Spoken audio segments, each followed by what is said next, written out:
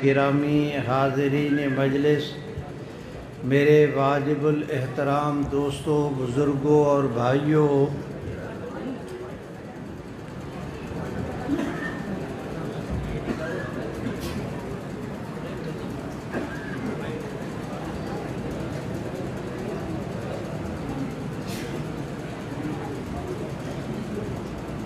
چلو بس کرے، ٹھیک ہے، بیٹھ جائیں۔ میرے انتہائی واجب الاحترام دوستوں، بزرگوں اور بھائیوں، حضور نبی کریم صلی اللہ علیہ وسلم کے مقدس زمانہ سے لے کر آج تک حضور علیہ الصلاۃ والسلام کی امت کے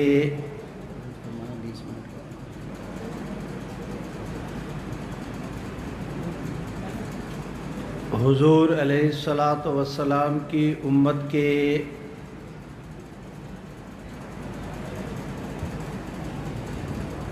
دیندار گھرانوں میں یہ روایت چلی آ رہی ہے کہ وہ اپنے بچوں کو دین اسلام کی ابتدائی معلومات میں جو اور چیزیں مہیا کرتے ہیں انہیں آگاہی دیتے ہیں، دین اسلام کی ابتدائی معلومات انہیں مہیا کرتے ہیں۔ دیگر باتوں کے علاوہ ان میں ایک ایمان مفصل بھی ہے اور ایک ایمان مجمل بھی۔ یہ جو ایمان مفصل ہے اس کے اندر اسلام کے 7 بنیادی عقائد کا ذکر کیا گیا۔ یہ وہ بنیادی عقائد ہیں کہ جن کو مانے بغیر آدمی مسلمان نہیں ہو سکتا۔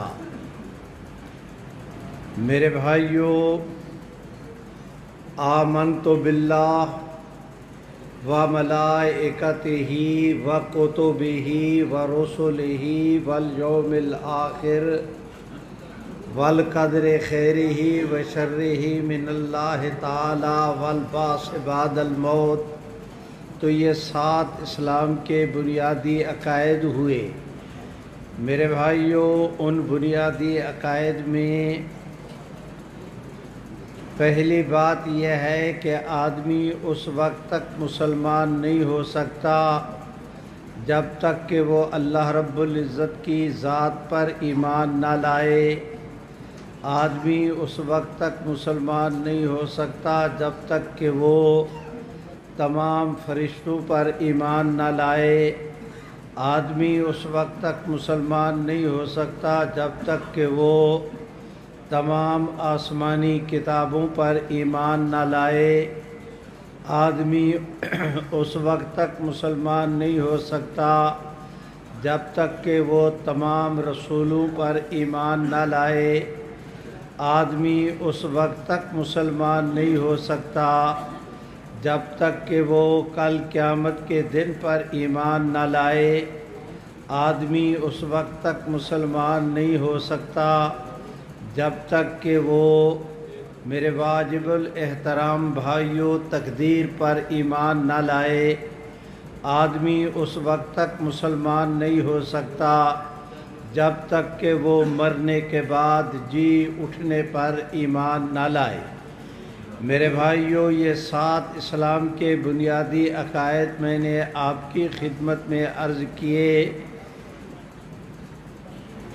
ان 7 عقائد پر آج کی مجلس میں گفتگو کرنا تو مجھ مسکین کے لیے انتہائی مشکل، بہت ہی اختصار کے ساتھ 2 عقیدوں سے متعلق ایک ایک جملہ کہہ کے اپنی گفتگو کو آگے بڑھاتا ہوں۔ میرے بھائیوں، میں نے ہر عقیدے کے بیان کے اندر عرض کیا کہ آدمی اس وقت تک مسلمان نہیں ہو سکتا جب تک کہ وہ اس پر ایمان نہ لائے، اس پر ایمان نہ لائے، اس پر ایمان نہ لائے۔ تو یہ ایمان لانا کس کو کہتے ہیں؟ میرے بھائیوں، ایمان مجمل کے اندر اس کی وضاحت کر دی گئی اقرارم باللسان و تصدیقم بالقلب، ماننا ایمان لانا اس کو کہتے ہیں کہ زبان کے ساتھ وہ اقرار کرے اور دل کے ساتھ تصدیق کرے۔ بھائیو، پہلی بات آمنت باللہ کہ میں ایمان لایا ساتھ اللہ کے، الفاظ تو یہ ہیں، لیکن آج سے صدیوں پہلے ہمارے ائمہ علم الکلام نے اس کی وضاحت دی، اور وہ وضاحت یہ کہ آدمی ایمان لائے اس بات پر کہ اللہ تعالیٰ اپنی ذات اور صفات کے اندر وحدہ لا شریک ہیں۔ جب اللہ رب العزت کو اس کی ذات اور صفات میں وحدہ لا شریک ہونے کا زبان کے ساتھ اقرار کرے گا، دل کے ساتھ تصدیق کرے گا، تب یہ اس کا ایمان باللہ مکمل ہوا۔ اس کے بغیر ایمان باللہ مکمل نہیں ہو سکتا۔ اسی طرح آمنت باللہ و ملائکتہ و کتبہ و رسلہ، یہ جو ایمان بالرسل ہے اس کے متعلق بھی ایک وضاحت تو ائمہ علم الکلام نے دی، ایک وضاحت خود پیغمبر اسلام صلی اللہ علیہ وسلم نے دی۔ میرے بھائیو، ائمہ علم الکلام اور فقہ کے امام حضرت مولانا ابن نجیم مصری رحمۃ اللہ علیہ، یہ حنفی عالم دین تھے، مصر کے رہنے والے۔ آج سے صدیوں پہلے علماء سے عرض کر رہا ہوں، آج سے صدیوں پہلے انہوں نے کتاب لکھی، کتاب کا نام ہے الاشباح والنظائر۔ آج سری لنکا، میرے بھائیوں، ہندوستان، پاکستان، بنگلہ دیش اور وہ کابل، اس خطے میں کوئی ہمارا دینی ادارہ اور اس کا دارالافتاء ایسا نہیں کسی بھی مسلک کے ساتھ تعلق رکھتے ہوں، ان تمام اداروں کے دارالافتاء میں یہ کتاب موجود ہے، اس کے بغیر گزارا نہیں۔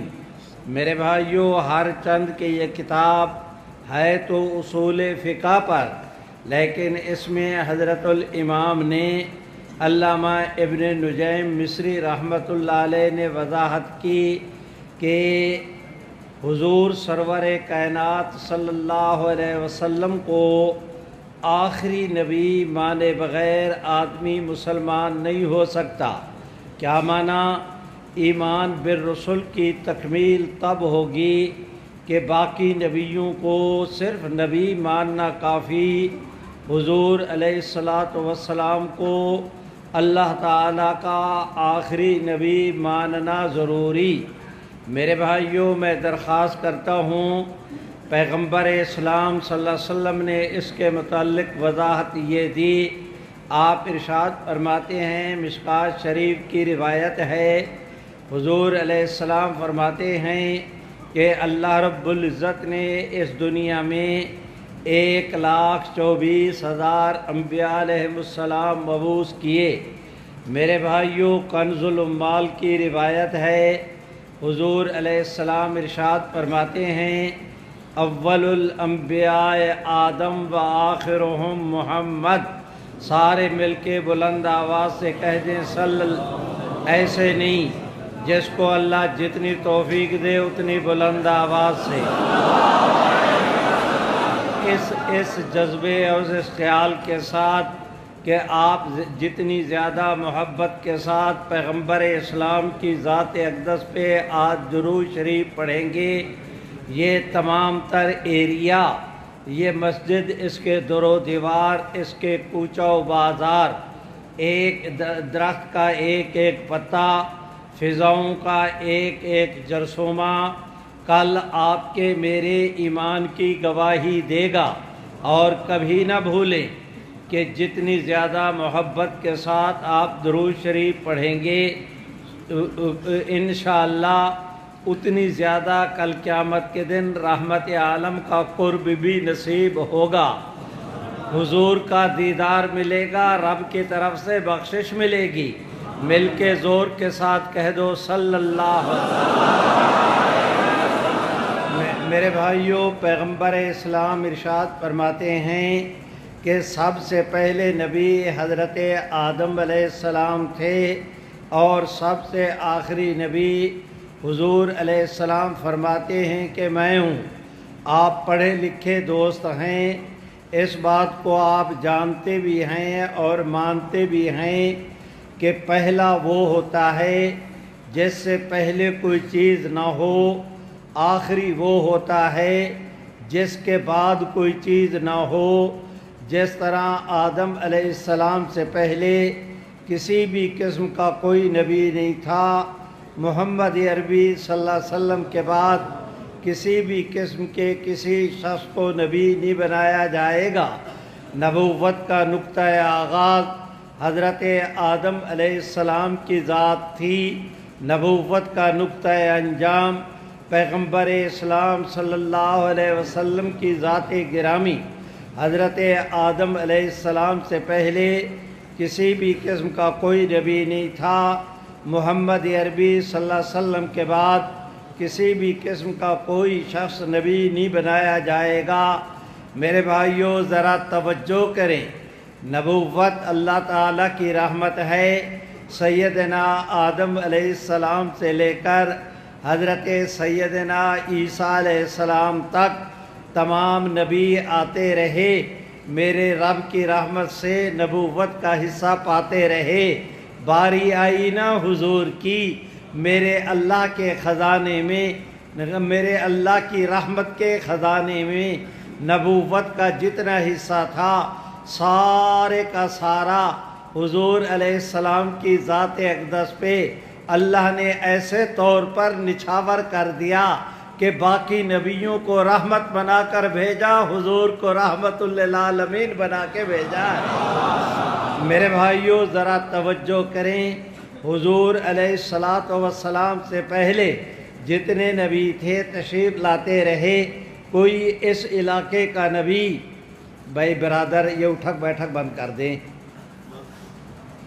मेरे भाइयों, मैं दरख्वास्त करता हूँ कि हुजूर नबी करीम सल्लल्लाहु अलैहि वसल्लम से पहले आदम अलैहिस्सलाम से लेकर हज़रत मसीह अलैहिस्सलाम तक जितने अम्बिया अलैहिस्सलाम थे, कोई इस इलाके का नबी, कोई उस इलाके का, कोई इस कौम का, कोई इस बरादरी का मखसूस सुभान अल्लाह तो कहो, मखसूस इलाक़ों के लिए, मखसूस वक्त के लिए, मखसूस कौमों, मखसूस एरिए की तरफ वो नबी बनकर आए।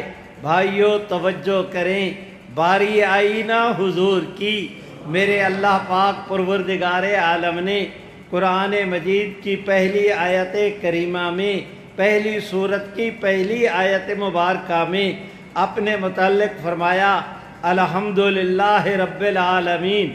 17वें पारे में हुजूर अलैहिस्सलाम की ज़ात अक़दस के मुतल्लिक़ फरमाया वमा अरसलनाका इल्ला रहमतल लिल आलमीन। आप पढ़े लिखे दोस्त हैं, ज़रा इस आयत मुबारका और उस आयत मुबारका के अल्फाज की बंदिश को देखो तो ये बात पूरी तरह समझ में आ जाती है कि जहाँ जहाँ तक मेरे रब की रबूबियत, वहाँ वहाँ तक हुजूर की नबूवत।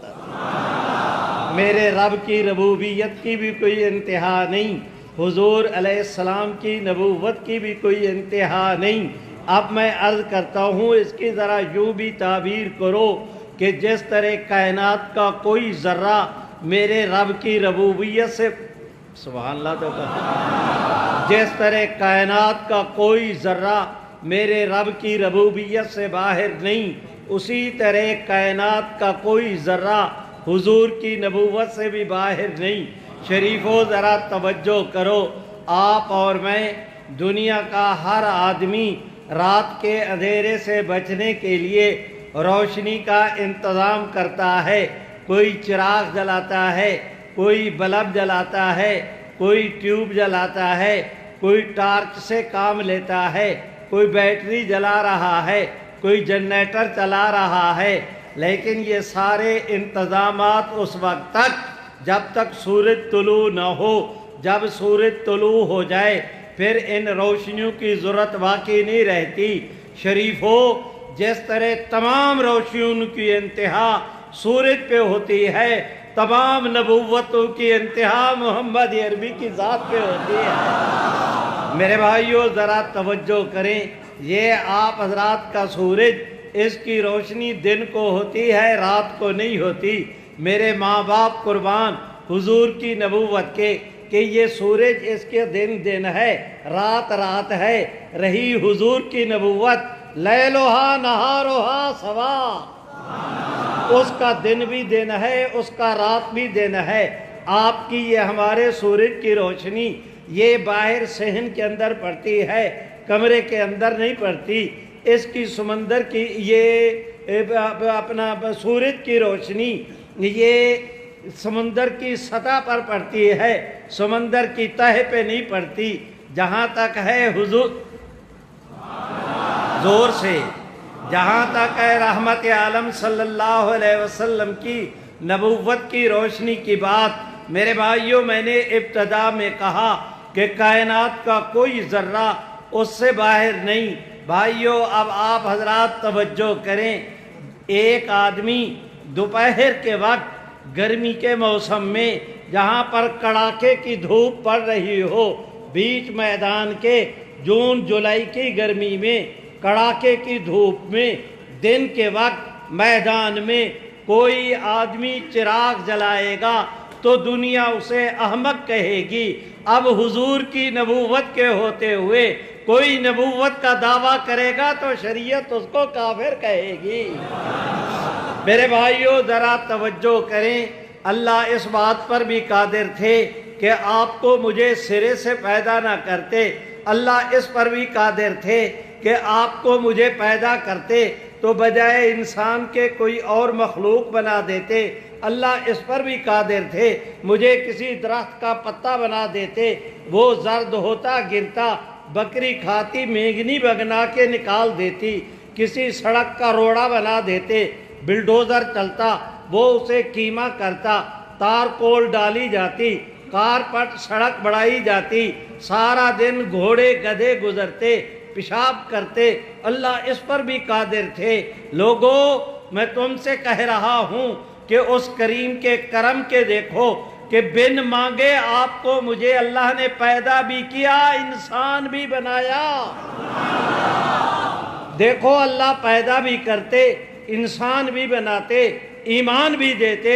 میرا رب اس پر بھی قادر تھا کہ دنیا میں انسان کروڑوں انسان ایسے ہیں کہ وہ انسان ہیں پر ان کے پاس ایمان نہیں ہے۔ میرے اللہ ہمیں پیدا بھی کیا، انسان بھی بنایا، ایمان بھی دیا۔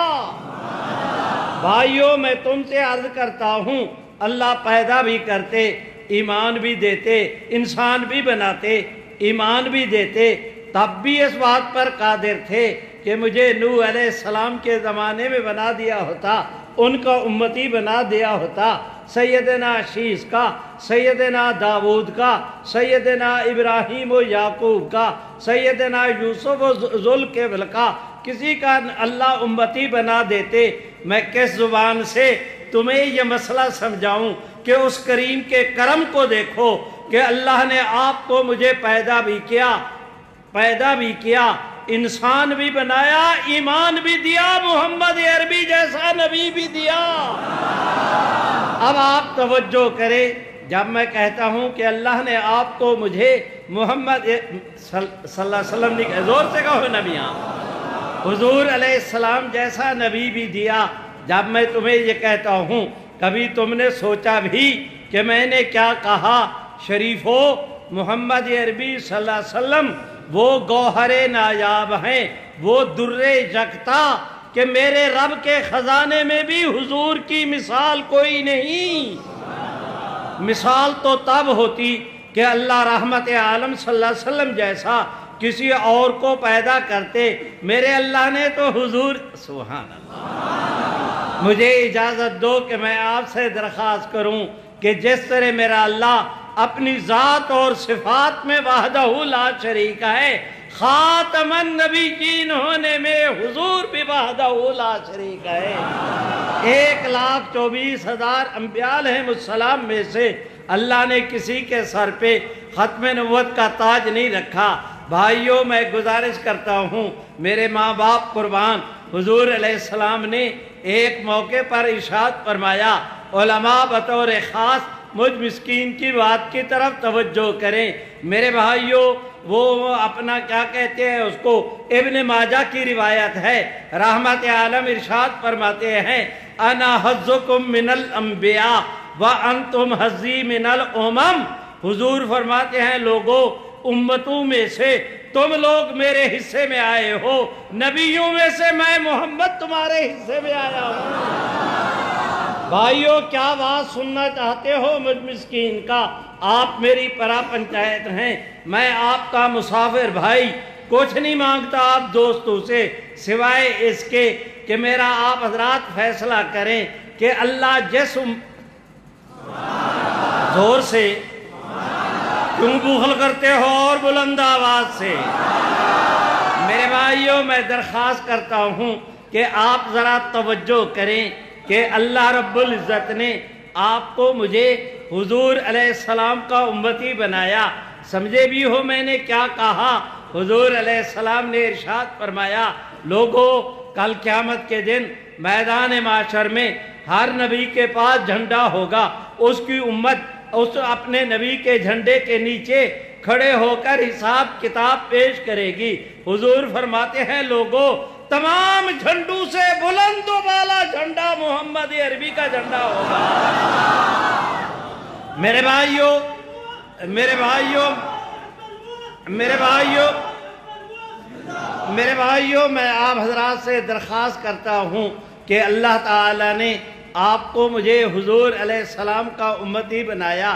میں آپ سے میری درخواست یہ ہے کہ مجھ مسکین کے اس مسئلے کا حل بتاؤ کہ حضور کی نبوت کے ہوتے ہوئے ہمیں کسی اور نبوت کی ضرورت ہے؟ آہستہ بولتے ہو؟ نہیں، اور ہرگز نہیں، سبھی کو ضرورت نہیں۔ تو پھر سارے بولو، پوری توانائی کے ساتھ بولو، اس جوش و جذبے کے ساتھ بولو کہ آپ فرش پہ بولیں گے، حاضری عرش پہ لگے گی۔ یہی بولنا قیامت کے دن، یہی بولنا قیامت کے دن کام آئے گا۔ میں آپ سے پھر سوال عرض کرتا ہوں کہ حضور کی نبوت کے ہوتے ہوئے ہمیں کسی اور نبوت کی ضرورت ہے؟ بولو، ضرورت ہے؟ یہی معنی ہے ختم نبوت کا۔ اسی کو ختم نبوت کہتے ہیں کہ رضینا باللہ ربًا وبالاسلام دینًا وبمحمد النبیٰ۔ ہمیں خدا بھی کافی، مل کے کہہ دو ہمیں مصطفیٰ بھی کافی۔ میرے بھائیوں، میں آپ حضرات سے عرض کرتا ہوں، 1400 سال کی اسلام کی تاریخ گواہ ہے کہ جب کہ امت نے ایک سیکنڈ کے لیے اس 1400 پیغمبر اسلام کے بعد اگر کسی بد نصیب نے معاذ اللہ جھوٹے طور پر نبی ہونے کا دعویٰ کیا، ایک سیکنڈ ضائع کیے بغیر امت نے اس کے متعلق موقف اختیار کیا کہ یہ حضور کے بعد نبوت کا دعویٰ کرنے والا، اس کے ماننے والے، یہ حضور کی امت کا حصہ نہیں، مسلم سوسائٹی کا حصہ نہیں، ان کا مسلم جماعت کے ساتھ کوئی حصہ نہیں۔ میرے بھائیوں، ذرا توجہ کریں، میں گزارش کر رہا ہوں آپ دوستوں کی خدمت میں۔ پیغمبر اسلام صلی اللہ علیہ وسلم کے آخری زمانہ حیات میں 4 افراد نے جھوٹے طور پر نبی ہونے کا دعویٰ کر رکھا تھا۔ ایک سنا کا اسود انسی تھا، ایک وہ کیا کہتے ہیں اس کو طلیہ اسدی تھا، ایک سجا نامی خاتون تھی، ایک یمامہ کا مسیلمہ کذاب تھا۔ بھائیوں، میں گزارش کرتا ہوں، اسود انسی کا کام تمام کرنے کے لیے پیغمبر اسلام نے اپنے صحابی سیدنا فیروز دہلوی کو بھیجا بھائیو وہ کیا کہتے ہیں اس کو، وہ اسود انسی، اور وہ کیا کہتے ہیں اس کو طلحہ ازدی اور سجا نامی خاتون، یہ تو بعد از خرابی بسیار مسلمان ہو گئے تھے۔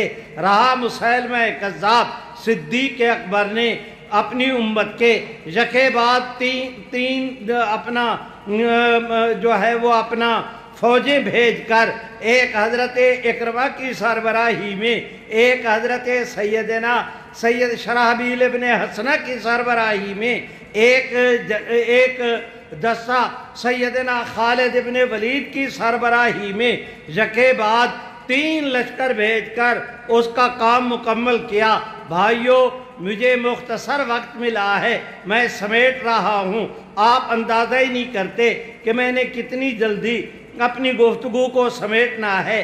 بھائیو ذرا توجہ کریں، آپ کا میرا ہمسایہ ملک ہے ایران۔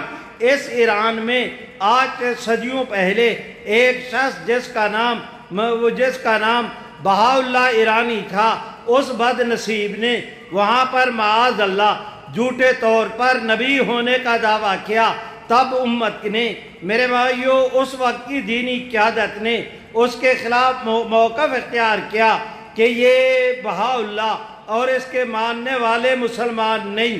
بھائیو ہم دیکھتے ہیں ہمارے اس خطہ میں وہ بمبئی سے لے کر کلکتے تک، کلکتے سے لے کر کابل تک، کابل سے لے کر کوئٹے تک، کوئٹے سے کراچی، کراچی سے پھر بمبئی، یہ جو پورا، سبحان اللہ تو کہو، یہ جو پورا خطہ ہے، اس خطے میں جس وقت آج سے 150 سوا 100 سال پہلے ملعون انگریز کی حکومت تھی، تب انہوں نے ایک ملعون شخص سے جس کا نام مرزا قادیانی تھا، اس بد نصیب سے اس خطے کے اندر جھوٹے طور پر نبی ہونے کا دعویٰ کرایا گیا۔ بھائیو توجہ کرو، اس وقت کی سبحان اللہ تو کہو، اس وقت کی ہماری دینی قیادت جاگ رہے ہو؟ مولانا رشید احمد گنگوہی، حضرت مولانا نذیر حسین دہلوی، حضرت مولانا پیر مہر علی شاہ صاحب گولڑوی، حضرت مولانا شاہ عبدالرحیم رائے پوری، اس سطح کی ہماری دینی قیادت کے 1 2 نہیں 600 علماء نے فتویٰ دیا کہ یہ ملعون قادیاں اور اس کے ماننے والے مسلمان نہیں۔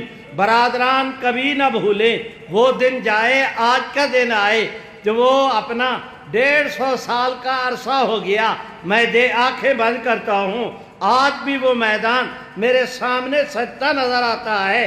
بہاولپور کی عدالت میں مولانا سید محمد انور شاہ کشمیری نے اسی مقدمے کا ذکر کیا، اسی فتوے کا ذکر کیا تھا جس کا ابھی میں ذکر کر رہا ہوں۔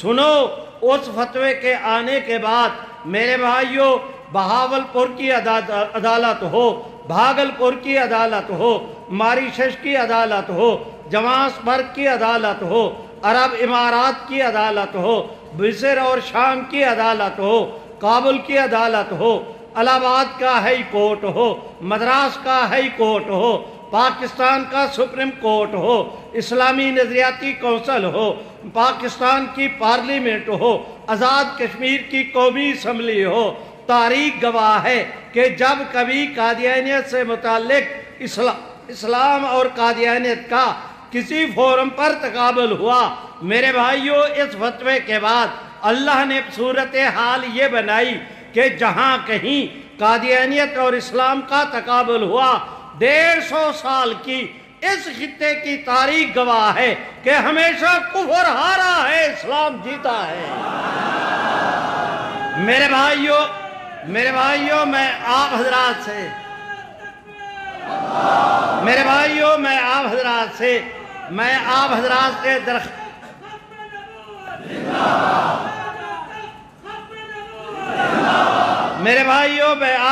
سے درخواست کرتا ہوں کہ اس صوفی صاحب کو سمجھاؤ، میرا وقت نہ ضائع کرے۔ میں آپ حضرات سے عرض کر رہا ہوں کہ حضور علیہ السلام، سبحان اللہ تو کہو، حضور علیہ السلام آخری نبی ہیں۔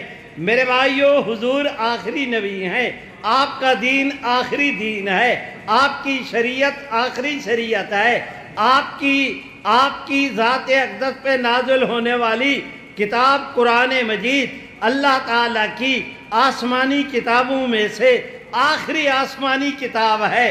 بھائیو، میں تمہیں کیسے کس درد دل سے یہ بات عرض کروں کہ یہ باتیں میں اپنی طرف سے نہیں عرض کر رہا، احادیث کا مفہوم ہے جس کو میں خلاصے کے طور پہ پیش کر رہا ہوں۔ سنیں، فرمایا رحمت عالم نے انا آخر الانبیاء وانتم آخر الامم لا نبی بعدی ولا امت بعدکم۔ حضور فرماتے ہیں لوگوں، نبیوں میں سے میں آخری ہوں، امتوں میں سے تم آخری ہو، میرے بعد اب کوئی نبی نہیں ہوگا، تمہارے بعد اب کوئی امت نہیں ہوگی۔ میرے بھائیو، آج کی مجلس میں مجھ مسکین کو اتنا وقت دیا گیا تھا، میں اپنی گفتگو کو ختم کرنے سے پہلے درخواست کرتا ہوں، آج سے کچھ دن پہلے وہ کوئٹہ میں قادیانی، پورے کوئٹہ میں قادیانی جماعت کا صرف ایک مرکز تھا، وہ مرکز بھی اب اسی سال نومبر میں وہ فروخت کر دیا گیا، مسلمانوں نے خرید کر لیا۔ پورے بلوچستان میں ایک اینٹ قادیانیوں کی باقی نہیں رہی۔ میرے بھائیو، وہاں راول پنڈی کے قریب چنگا بنگیال ہے، کسی زمانے میں آدھا گاؤں قادیانیوں کا تھا، اب ایک بھی باقی نہیں رہا۔ رات میں فیروزے میں تھا، چک نمبر 72 میں، رحیم یار خان کے ضلع میں۔ میرے بھائیو، وہاں پر میں 45 سال پہلے بھی گیا تھا، اب بھی جانا ہوا، درمیان میں بھی گیا، اس کے بعد 14 سال کے بعد میں اب 12 میں گیا تھا، اب 26 کے اندر گیا ہوں۔ میرے بھائیوں، میں عرض کرتا ہوں، میں نے وہاں میں قادیانیوں کے پیدائش کو بھی دیکھا، میں نے وہاں قادیانیوں کے عروج کو بھی دیکھا، اب اللہ کے فضل سے کل میں اس کا اختتام بھی دیکھ کے آیا ہوں کہ پورے گاؤں سے اللہ نے دیس نکالا دے دیا۔ اس وقت کی صورتحال یہ ہے میرے بھائیوں، قادیانیوں کے متعلق آپ کو یاد ہوگا پچھلے سال ہمارے چیف جسٹس آف پاکستان اس وقت کے مسٹر جسٹس قاضی فیض عیسیٰ، مسٹر جسٹس قاضی امین الدین خان، مسٹر جسٹس نعیم اختر، ان 3 سینئر جج صاحبان نے، سپریم کورٹ کے 3 سینئر جج صاحبان نے قادیانیوں کے متعلق متفقہ طور پر فیصلہ دیا تھا، اور وہ مختلف مراحل سے گزرتا رہا، پارلیمنٹ کے اندر بھی گیا، شیخ الاسلام حضرت مولانا محمد تقی عثمانی کا بھی عدالت میں بیان ہوا، قائد جمعیت حضرت مولانا فضل الرحمان کا بھی عدالت کے اندر بیان ہوا۔ میرے بھائیوں، دیوبندی بریلوی تمام مکاتب فکر عدالت کے اندر پیش ہوئے۔ دنیا جانتی بھی ہے، مانتی بھی ہے کہ اللہ نے کرم کیا، 1.5-2 مہینے اس کیس پر تو لگے، لیکن جب فیصلہ آیا دنیا نے دیکھا کفر ہار گیا، اسلام جیت گیا۔ میرے بھائیوں، اب میں آپ دوستوں کی خدمت میں